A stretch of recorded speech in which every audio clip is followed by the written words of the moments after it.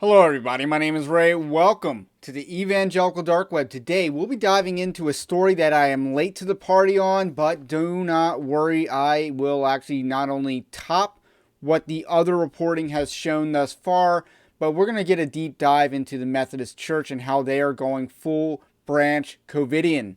So with that said, let's dive right on into the story, but don't forget to like this video, subscribe to the channel if you haven't already, and also check out evangelicaldarkweb.org. There's a Patreon-like system set up there independently from Patreon because they censor, so you can support Evangelical Dark Web in that way. But let's dive right into the story. The greater Northwest area of the United Methodist Church is what we'll be focusing on today. But first, I do want to give credit to the people who broke the story before me. Protestia reported about Kent United Methodist Church. This is in the Seattle area, which we're going to focus on a lot in this video. And how their pastor, supposed pastor, I don't want to use that term too loosely, but is bragging about how they kick people out, without masks and stuff like that. So it's just nonsense, obviously.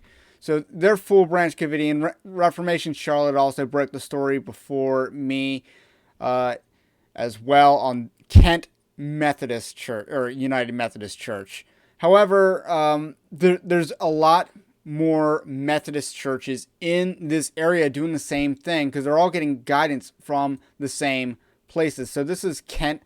This is their vaccine mandate.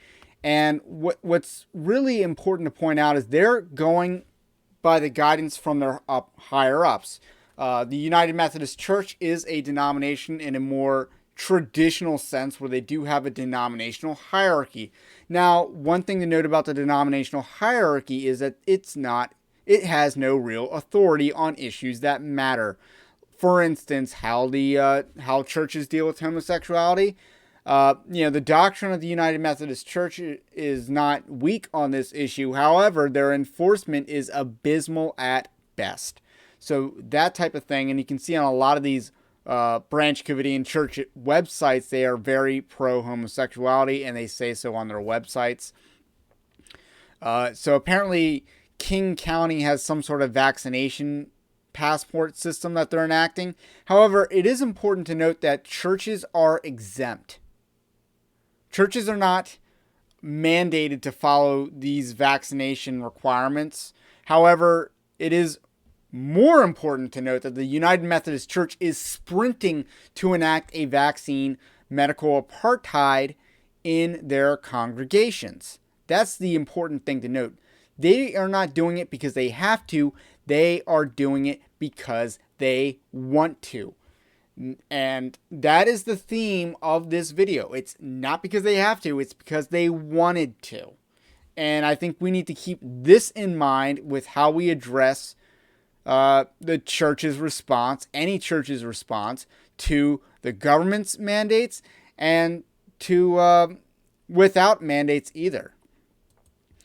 So with that said, let's continue our dive and let's look at this organization, the greater Northwest area.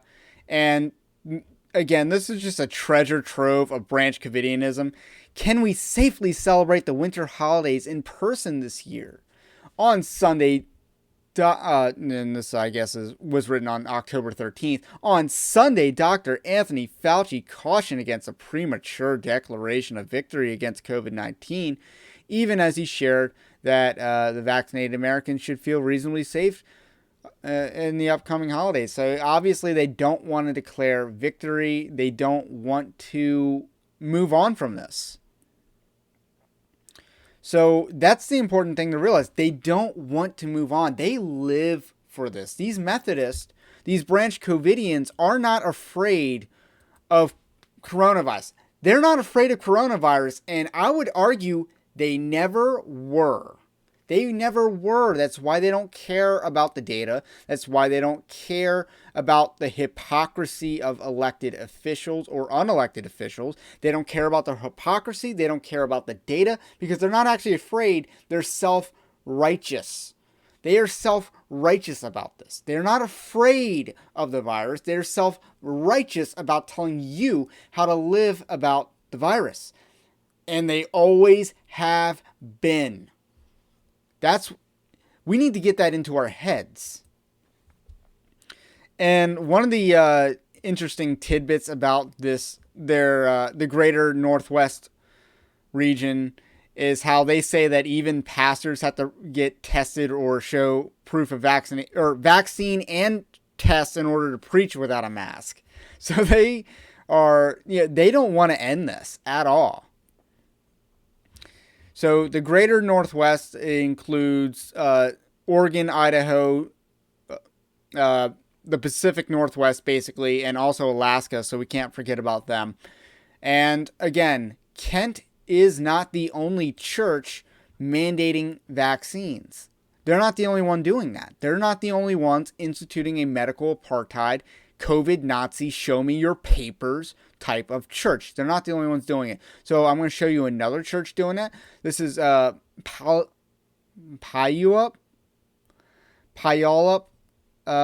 United Methodist Church.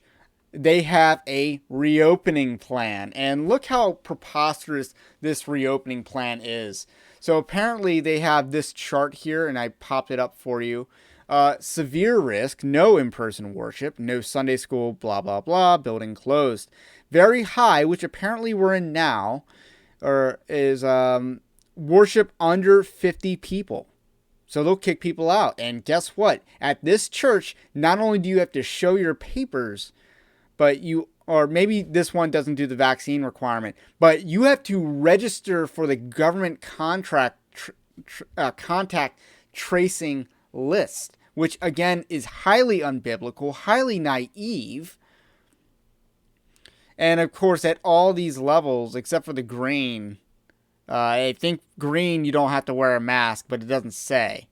But everywhere else, masks are required. And just to return to their judgment, 26 new cases per 100,000 people is considered critical. That's absurd. And again, ICU capacity has nothing to do with coronavirus on its own. Like, again, you never knew or cared about how filled your hospital was around you until this happened in March 2020. Then all of a sudden you're tracking and you think anything near capacity is really bad. Instead, no, hospitals are, supposed to operate at least above a minimum capacity.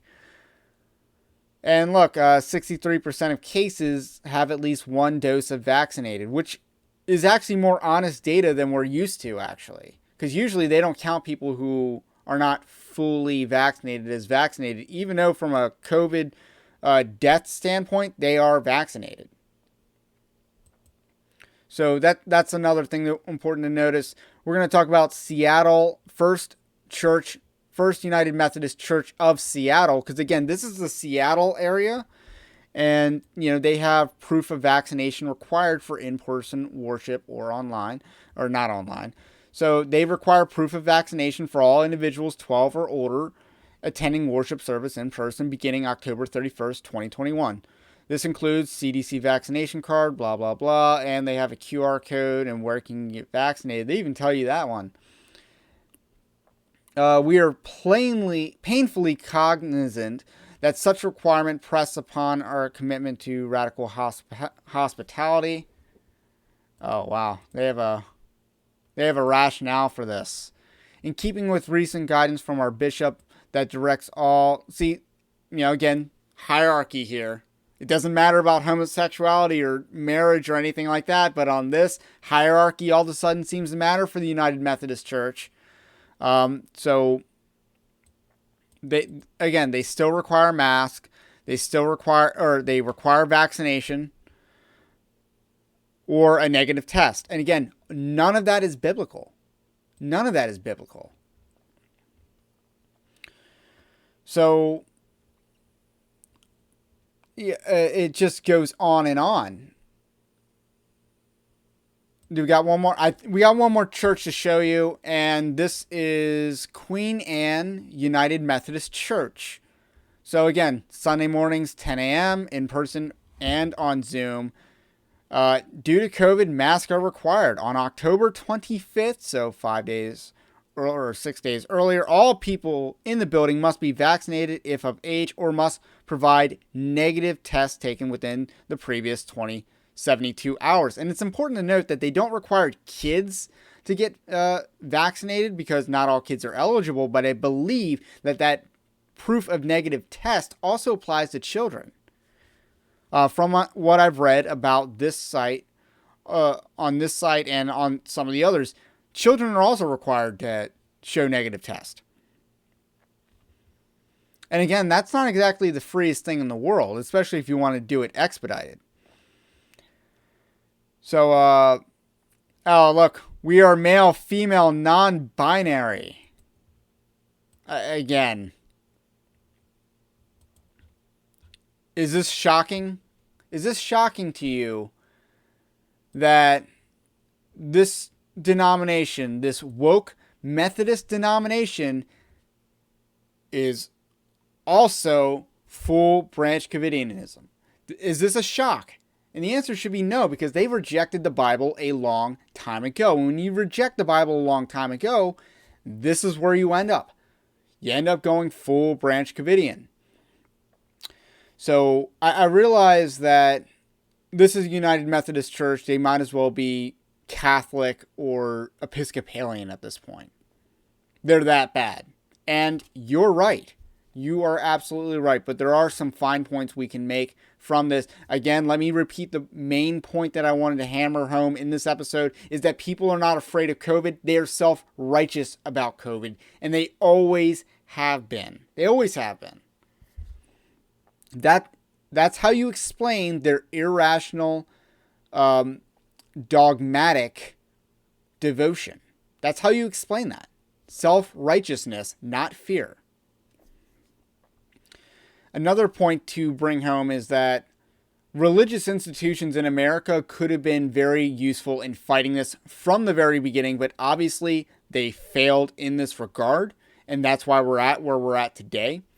And it's very apparent that these cults, these branch Covidian churches, will help enable the continuance of this false religion, of this false gospel in our culture, in our society, in our country. These will be a driving instrument in maintaining this false gospel, for months and probably years to come. Again, this issue goes away when we make it go away, and not a second sooner. So the United Methodist Church, I get that they've been lost for a long time, but it remains clear that they are a clear object lesson for what I'm trying to say about branch Covidianism and why the church must reject it outright, completely, and with no mercy. Because none will be shown to us. So with that said, that's all I got to say about that for now. Again, this is a developing story as far as COVID Nazi campuses go and churches go. Obviously, other people exposed Kent, but they did not go far enough in exposing the entire region of the United Methodist Church. And as far as I could find, it's mostly the Seattle area that's following these guidelines, and not, I can't see the Alaskan church yet. But we'll see as more of these Democrat areas push vaccine passports and medical apartheid. We will see more Methodist churches, for sure, get on this bandwagon. So that's all I got to say about that for now. Subscribe so you don't miss the following updates and this story, this issue. Let me know what you think about what I think, and I will catch you on the next one.